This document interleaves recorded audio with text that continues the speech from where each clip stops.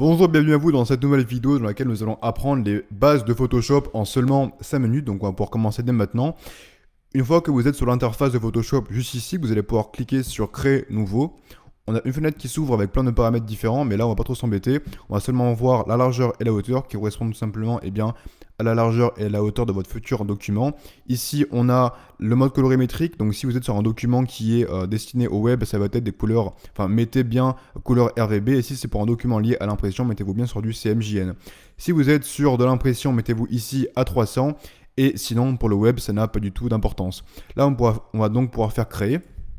On a donc un document qui s'ouvre. Ici, on a plein de fenêtres différentes. On peut, dans lesquelles on va pouvoir venir déplacer comme cela différentes fenêtres. On va pouvoir les effacer également, enfin les supprimer en appuyant ici par exemple. Et on va pouvoir venir en rajouter d'autres. Donc là, par exemple, on va reprendre celle qu'on vient d'enlever qui est en fait la fenêtre réglage. Là, elle apparaît ici. On va pouvoir la remettre ensuite dans notre onglet. Et voilà, c'est nickel. On peut déplacer comme on souhaite. Ensuite, ce qu'on va pouvoir faire, c'est venir déverrouiller le calque-ci, en créer un nouveau, en cliquant juste là. Les calques, en fait, c'est différentes couches sur lesquelles vous allez pouvoir peindre ou ajouter différentes choses. Et plus le calque va être au-dessus, plus il va apparaître en avant. C'est-à-dire que là, admettons que je peigne dessus en prenant l'outil pinceau en appuyant sur B, tac, et je prenne par exemple du bleu enfin là, on va prendre par exemple du violet justement en modifiant la couleur comme je viens de le faire ici. On va faire OK, et là, je change ma couleur et j'ai du violet. Donc, je vais pouvoir peindre, hop, sur ma couche de calque, comme ici, tac. Là, maintenant, je vais pouvoir créer un nouveau calque et prendre par exemple du rouge en appuyant sur X pour intervertir mes deux couleurs. Là, pareil, on pourrait venir modifier. Et là, lorsque je peins ici, hop, ma couleur est au-dessus parce que le calque est au-dessus. Si maintenant j'inversais les deux calques, et maintenant ce serait le violet qui serait devant.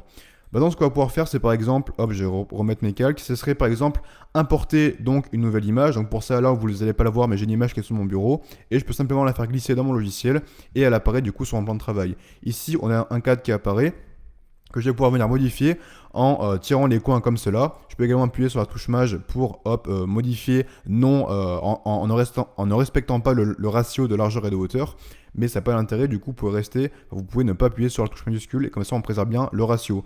Ensuite, ce qu'on pourrait faire, c'est appuyer sur commande ou contrôle sur Windows et là on pourrait venir comme cela modifier l'angle des coins de mon image pour changer la perspective. Là on va pas le faire, on va juste faire OK, on va faire entrer pour verrouiller l'image. Ensuite, ce qu'on pourrait faire, c'est cliquer sur W pour prendre l'outil de sélection rapide, cliquer sur sélectionner un sujet afin que ça nous sélectionne notre voiture automatiquement. Là, on voit que la voiture n'a pas été très bien sélectionnée. Du coup, on peut appuyer sur moins ici et venir comme cela avec l'outil de sélection rapide, gommer hop, la partie de la route qu'on ne souhaite pas avoir dans notre sélection. Ensuite, ce qu'on pourrait faire, c'est venir pareil, toujours avec l'outil moins, enlever la sélection des vitres. Je vais vous montrer pourquoi par la suite. Tac. Là, on va maintenant faire CTRL-J pour en fait dupliquer le calque. On peut d'ailleurs voir que, alors là en fait ça a dupliqué la sélection, mais si je n'avais pas de sélection, en faisant CTRL-J, j'aurais simplement dupliqué plein de fois mon calque. Là maintenant ce qu'on peut faire, c'est aller ici dans Réglages, aller ici dans Temps de saturation, cliquer sur Coloriser, tac, cliquer sur Masque d'écrêtage juste là pour que ça s'applique uniquement à notre calque en dessous. Hop, là on pourrait maintenant venir tout simplement modifier la couleur de la voiture instantanément, ce qui est vraiment super. Maintenant, l'autre outil qui sont intéressants, c'est par exemple venir créer un nouveau calque, venir prendre le pot de pinceau, venir prendre, le pot de peinture, pardon, venir prendre du noir en cliquant là pour mettre du noir et du blanc sur les deux couleurs ici, venir cliquer sur le calque 2, venir baisser ici l'opacité, tac, venir maintenant créer un nouveau texte, en cliquant sur T et en prenant l'outil texte, bam, là on pourrait écrire, bon là on va rien écrire, on va rester sur du lorem ipsum, on va pouvoir agrandir le texte en cliquant sur CTRL T pour retrouver le cadre de tout à l'heure. Ensuite ici on va pouvoir modifier la couleur, tac, là on a la taille, on peut varier comme ça pour augmenter la taille, hop, maintenant pour centrer par rapport au document, ce qu'on peut faire c'est CTRL A, ensuite cliquer sur l'outil de déplacement et cliquer ici pour recentrer par rapport au document, pour centrer horizontalement et ici pour centrer verticalement. Enfin là c'est l'inverse, mais vous avez compris. Nickel, voilà bon, là on a déjà eu plein l'outil, après on aurait par exemple l'outil forme ici pour pouvoir venir, hop, comme ça, créer des formes comme on nous semble. Là on peut modifier la couleur, tac, et ici le contour. On aura également l'outil rectangle et voilà, plein de trucs super comme ça. Ensuite ce qu'on peut faire c'est, hop, on va tout supprimer, on va venir prendre l'outil sélection juste là, on va tracer un carré. Hop, ce qu'on pourrait faire c'est cliquer ici, sur hop. Alors j'ai tout supprimé en fait, tac tac, on va créer l'outil rectangle et venir cliquer ici sur masque de fusion pour créer une sorte de cadre dans mon document. Bon là c'est pas super mais vous avez compris l'idée et ça permet de, voilà, de créer des sortes de cadres comme cela, c'est vraiment super.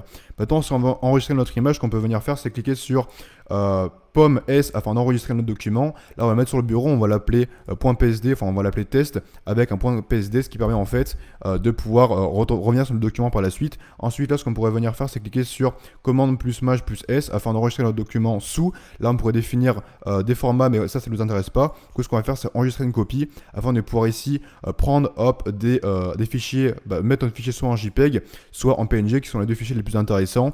PNG d'ailleurs qui nous permet d'avoir des fonds transparents. Là on va prendre un fond JPEG, on va faire OK. Et là, nous avons notre document qui a été créé, hop, et qu'on peut retrouver sur le bureau. D'ailleurs, on peut voir mes objectifs ici, c'est super.